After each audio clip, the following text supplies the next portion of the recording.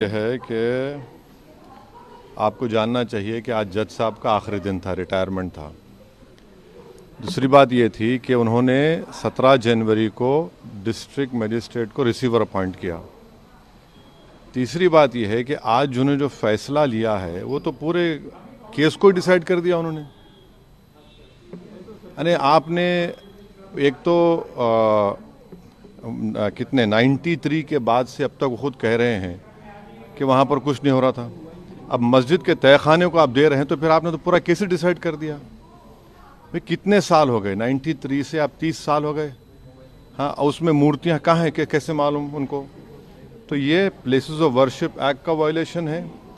भाई 30 साल के बाद आप ये काम की इजाज़त दे रहे हैं तो उनका तो एक काम था कि आप उनको 30 दिन का टाइम देते अपील के लिए। आप कहते हैं कि 7 दिन में पूरा निकाल दो, ग्रिल्स निकाल दो और आप इजाज़त दे दिए। तो ये सरासर गलत फैसला है।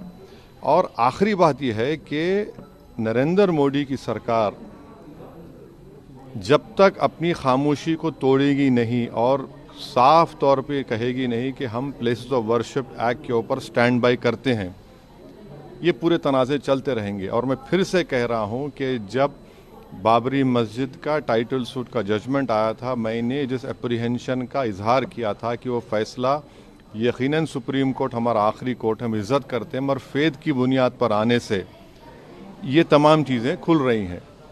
और उस सुप्रीम कोर्ट के फैसले में प्लेसेस ऑफ वर्शिप एक्ट को बेसिक स्ट्रक्चर का हिस्सा करार दिया गया था। तो फिर ये लोअर कोर्ट सुन क्यों नहीं रहे हैं और केंद्र सरकार क्यों नहीं बोल रही है? अब देखना यह है कि अब इंतज़ामिया कमेटी शायद इलाहाबाद हाई कोर्ट में अब इस जजमेंट गलत फैसले पर अपील करेगी।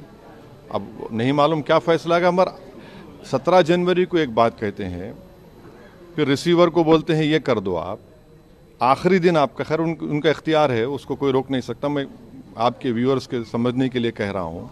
और प्लेसेस ऑफ वर्शिप एक्ट का मतलब क्या है?